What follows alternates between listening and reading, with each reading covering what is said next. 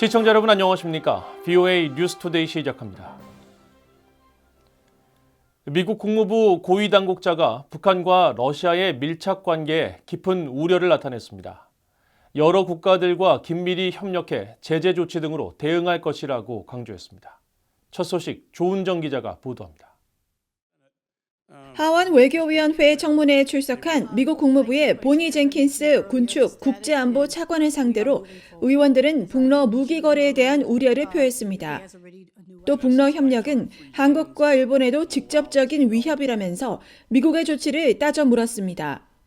I'm deeply concerned with the recent developments in the North Korea and Russia relationship, and the Russians and North Koreans have entered into unprecedented ballistic missile cooperation that was exemplified by Russia firing North Korean ballistic missiles in their war against Ukraine.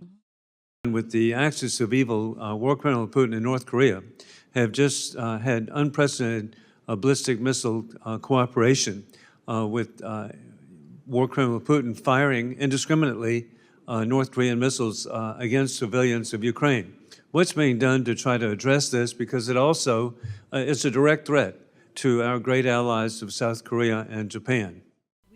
젠킨스 차관은 윌슨 의원의 지적에 전적으로 동의한다고 밝히고 제재 등 문제 해결을 위한 파트너들과의 협력을 강조했습니다. One of the things that we started doing already is last month we have already started doing sanctions as a result of this. And we are being very vocal. We are working with partners in multilateral settings to also see how we all can work together to address this issue, because so much of this is multilateral, working together with sanctions. 젠킨스 차관은 이어 북러 협력 문제에 대해 영내 파트너들과 G7, 주요 7개국과 협력하고 있다면서 특히 북한 위협 등에 대응하는 미국과 한국, 일본의 협력 강화를 강조했습니다. We have been obviously focusing a lot on both Japan and South Korea, a lot because of the North Korean threat, but also because we want to strengthen our relationship with them. The Washington statement that we have with the Republic of Korea, all the extended deterrent talks that we've had, the visit of the submarine to Korea to show strength. There's a lot that we're doing in that region. 젠킨스 차관은 또 북한 미사일 프로그램에 러시아의 기술이 이전됐는지에 대한 질문에는 알 수 없다고 답했고, 북한이 미국의 인도주의 지원금으로 핵과 미사일을 개발했느냐는 질문에 대해서는 그런 적이 없는 것으로 알고 있다고 답했습니다. 이런 가운데 하원 금융서비스위원회 청문회에 출석한 재무부의 브라이언 넬슨 테러 금융정보 담당 차관은 서면 보고를 통해 북한의 문제를 다시 지적했습니다. 재무부는 모든 불법 금융활동에 가상자산이 사용되는 것에 대해 깊이 우려하고 있으며 테러 금융정보실이 최근 발표한 위험평가에는 북한의 사이버 행위자와 랜섬웨어 사이버 범죄자, 테러 단체 등 다양한 위협 행위자들이 가상자산을 어떻게 악용하는지 자세히 설명돼 있다고 강조했습니다. 함께 출석한 안드레야 가키 재무부 금융범죄 단속반 핀센 담당 국장도 북한 같은 나라들이 암호화폐 돈 세탁에 이른바 믹싱 기술을 광범위하게 사용하고 있다고 지적했습니다. VOA 뉴스 조은정입니다. 북한과 러시아의 군사협력 확대 문제에 대해 또 다른 미국 국무부 고위 당국자도 같은 생각을 가진 파트너 국가와 가용한 모든 도구를 사용해 대응할 것이라고 밝혔습니다. 또 발표 2주년을 맞은 바이든 행정부의 인도태평양 전략은 동맹, 파트너와의 연대를 강화하는 결과로 이어졌다고 평가했습니다. 함지아 기자가 보도합니다. 미국 국무부의 카밀 도슨 동아시아 태평양 담당 부차관보는 14일 국무부 외신 기자클럽 간담회에서 북한과 러시아의 협력 강화 움직임에 우려를 표했습니다. 그러면서 이에 대한 대응 방안으로 가용한 모든 도구를 사용하는 동맹 파트너들과의 협력을 강조했습니다. We are concerned about what appears to be a growing alignment between the DPRK and Russia. We, along with our like-minded partners, have expressed our concern about that. We believe that like-minded countries need to come together to use all tools available to deter any kind of aggression or provocation along those lines. 바이든 행정부의 인도태평양 전략 발표 2주년을 맞아 열린 이날 간담회에서 도슨 부차관보는 미국이 인도태평양, 구체적으로 동아태 지역에서 이룬 성과를 설명했습니다.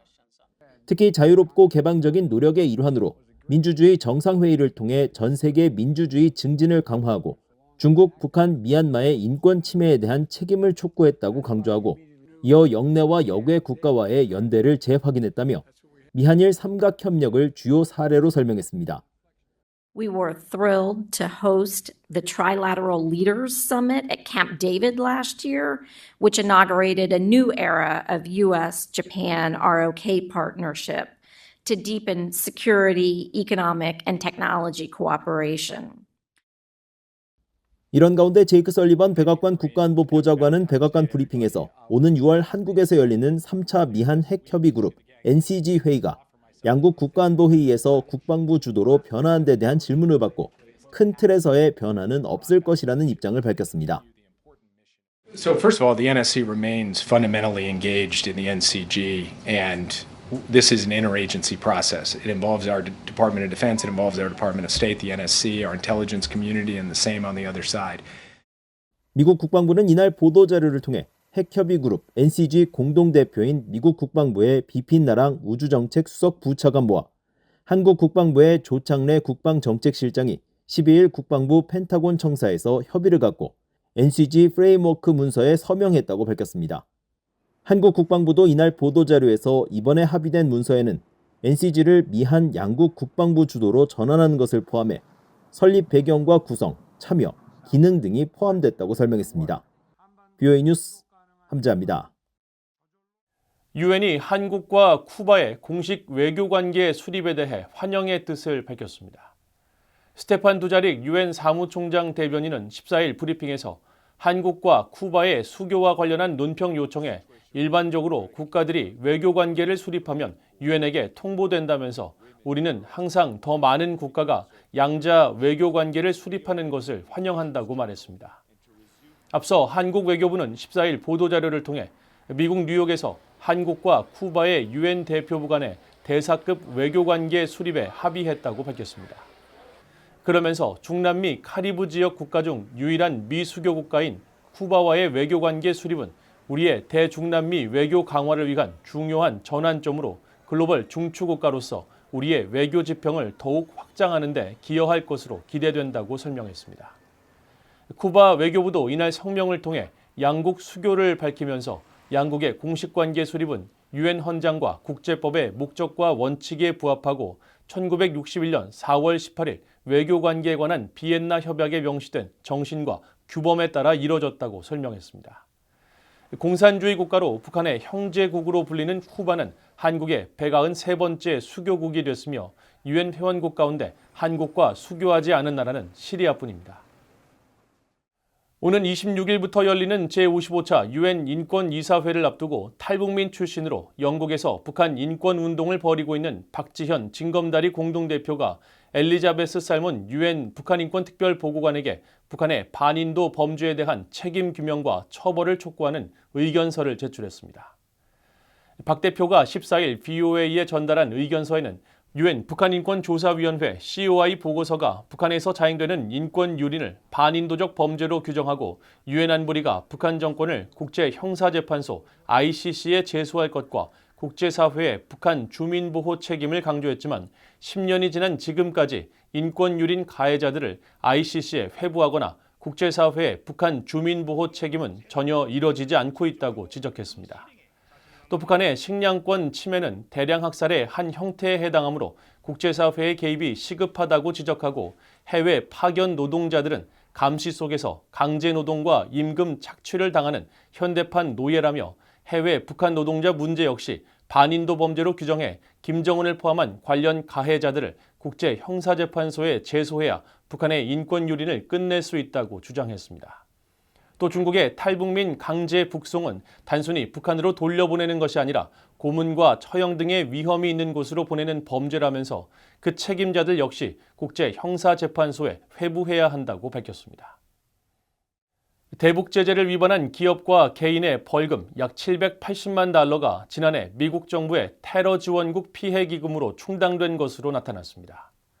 미국 법무부 산하 테러지원국 피해기금 웹사이트에 따르면 법무부는 2023 회계연도 동안 총 12개의 사건에 대한 벌금을 피해기금으로 예치했으며 이 중 3건은 대북제재 위반에 따른 것으로 나타났습니다. 대북제재 위반과 관련된 3건은 담배용 종이를 북한에 수출한 인도네시아 소재 종이 제조업체 PTPM과 호주의 물류업체 톨홀딩스 등 기업 2곳과 개인 1명의 벌금이었는데 이들이 납부한 벌금 총액은 약 779만 달러였습니다.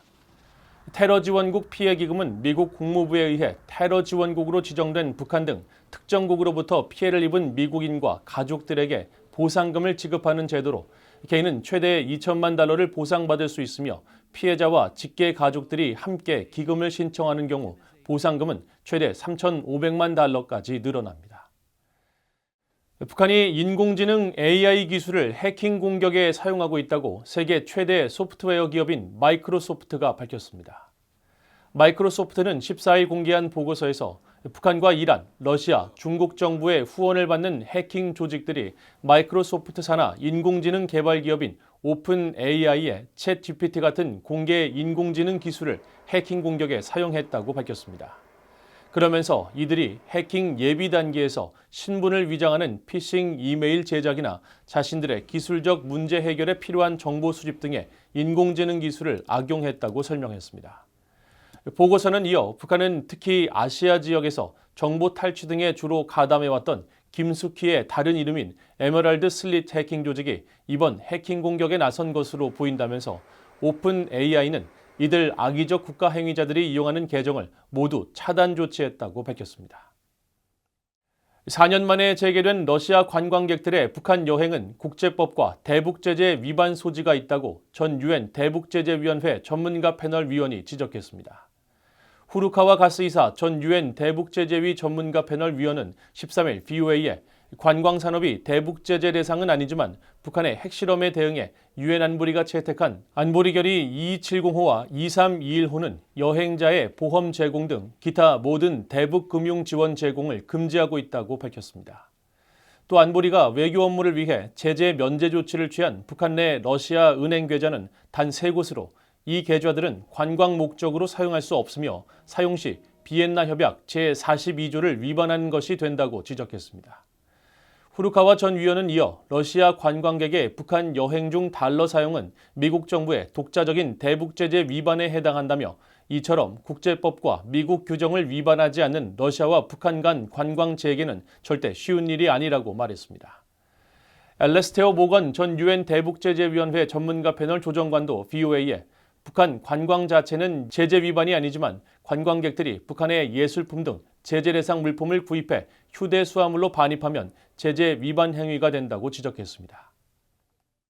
이상으로 VOA 뉴스투데이를 모두 마칩니다. 시청해주신 여러분 고맙습니다.